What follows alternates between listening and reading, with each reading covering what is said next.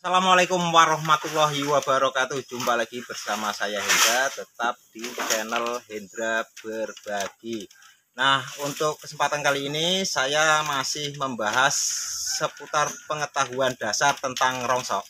Jadi ini saya khususkan buat sahabatku semua, khususnya sahabatku yang baru mau belajar memulai usaha rongsok atau sekedar ingin mengenal dunia rongsok ya. Jadi buat sahabatku yang kebetulan sudah senior ya, abaikan video ini atau bisa di skip boleh, atau sekedar ya dengerin lah, mungkin hanya untuk nambah-nambah suara-suara apa gitu kan. Tapi sekali lagi terima kasih pada sahabatku semua yang tetap setia di channel ini ya. Nah, sahabatku, untuk kali ini tentang kardus ya, tentang kardus ini seperti ini ya. Untuk yang pemula ya dunia rongsok, jadi seperti ini. Ini namanya kardus, kertas yang terdiri dari 3 lapis biasanya pembuatnya ya. Ini lapis pertama, terus ada ini, nah seperti ini coklat-coklat ini. Ini kardus.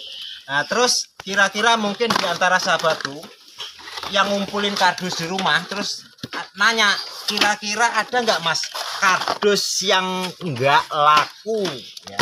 Kardus yang nggak laku ada ya, kardus yang memang nggak laku sama sekali yang seperti ini ya, yaitu kardus yang terkena minyak atau oli ya, karena nantinya saat digiling itu dia nggak bisa menyatu dengan air, dia gumpal ya. Ini sama sekali memang ditolak, walaupun dimasukin duplek ini nggak mau. Jadi kardus yang nggak laku yang kardus seperti ini.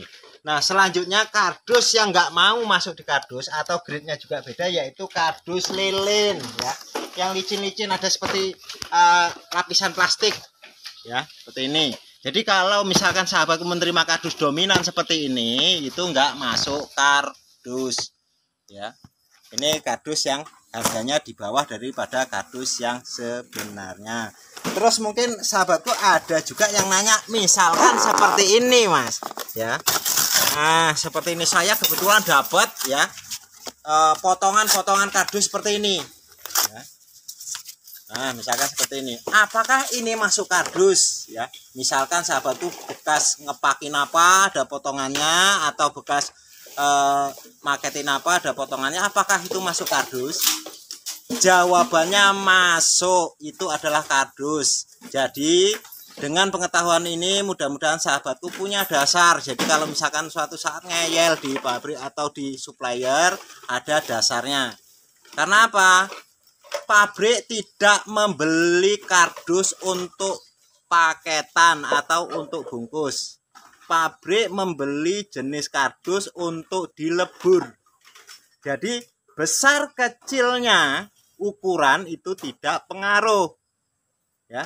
Jadi bukan berarti kalau yang lebar itu kardus tapi yang kecil itu kardis, itu bukan. Jadi lebar tetap kardus, kecil ya kardus ya. Jadi bukan ukuran, hanya memang alasan para pengepul atau supplier tidak menerima, atau kadang-kadang kalau yang kecil-kecil dimasukin duplek misalkan seperti ini, karena resiko tercecer saat pemprosesan, saat pengepresan ya.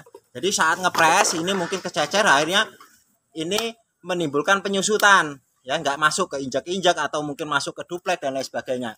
Tapi kalau di pabrik ini tetap kardus ya, mau dia ukurannya 10 meter panjangnya ataupun 5 cm itu kardus, karena pabrik sekali lagi membeli bahan bukan membeli ukuran ya.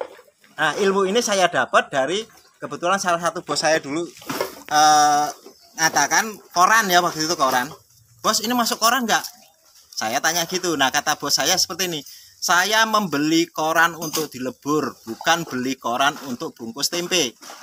Jadi kalau itu bahannya koran ya tetap koran, hanya yang membedakan kalau koran baca, koran yang halus itu bisa dimanfaatkan kembali, bukan untuk dilebur tapi dimanfaatkan misalkan untuk bungkus buah, untuk ganjel sepatu, untuk ikan asin dan lain sebagainya. Tapi kalau untuk dilebur itu semuanya sama ya, yang membedakan itu tingkat kekotoran atau basah atau enggaknya. Nah itu ya. Jadi kalau yang kecil-kecil ini masih kardus ya, yang dengan catatan rapi ya, jangan kecil-kecil terus kecacah diparungin ya. Kalau dipres ya taruh tengah, tapi itu kardus ya. Nah terus kalau kardus basah laku enggak Mas? Kalau kardus basah itu sebaiknya dijemur dulu ya. Kalau lembab-lembab ya, itu di sama pabrik tetap diterima, tapi dikenakan potongan ya. Kalau misalkan sedikit-sedikit kita jual ke pengepul ya, ya kasihan juga pengepulnya. Kalau kita jual kardus lembab nanti ditampung sama pengepulnya, nyusut kan kasihan ya. Kita jualnya 5 kilo, nanti saat pengepulnya menjual ke pabrik tinggal 4 kilo kan kasihan ya. Jadi sebaiknya dijemur dulu supaya nanti pengepulnya nggak mengalami kerugian ya. Jadi sebenarnya kalau basah dijemur dulu nggak apa-apa. Yang penting seperti tadi, bukan oli. Kalau oli ini mau dijemur dia nggak mau ya, susah. Ini musuhnya cuma korek api alias dibakar sampah ya. Jadi sekian untuk pembahasan kardus hari ini ya, mudah-mudahan sedikit ini bisa bermanfaat bagi sahabat semua. Oh, ada lagi cara mengikat kardus ya. Ini hal sederhana tapi untuk pemula kadang-kadang pusing ya. Mengikat kardus seperti ini kadang-kadang melorot-melorot ya. Ini saya contohkan ya. Nah, kita susun, kita siapkan talinya ya. Talinya seperti ini. Kita susun. Ini anggap nanti masuk kardus ya, biar tambah. Tuh, ini.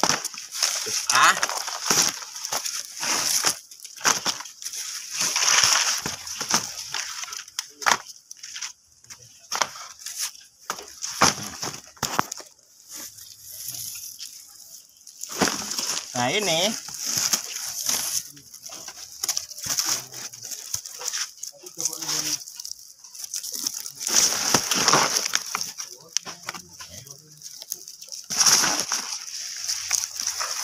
tarik ke sini ya, terus dimasukin.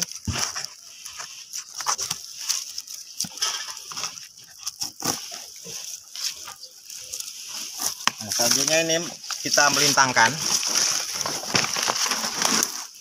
Nah, terus ini ditarikkan ke sini, masuk ke sini.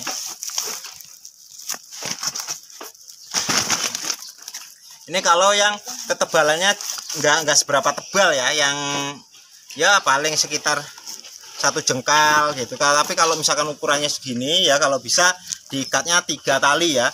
Jadi 2 begini, 1 melintang supaya enggak kendor. Kalau ini cukup 1 ya. Kan kadang-kadang kalau ngikat 1 itu kayak ngajak perawan kawin itu loh, melorot sana melorot sini, gampang-gampang susah. Saya sendiri kadang-kadang kalau terima kardus yang melorot sana melorot sini mumet dah sih ya. Jadi sekian, lebih dan kurang saya mohon maaf. Wassalamualaikum warahmatullahi wabarakatuh. Sukses.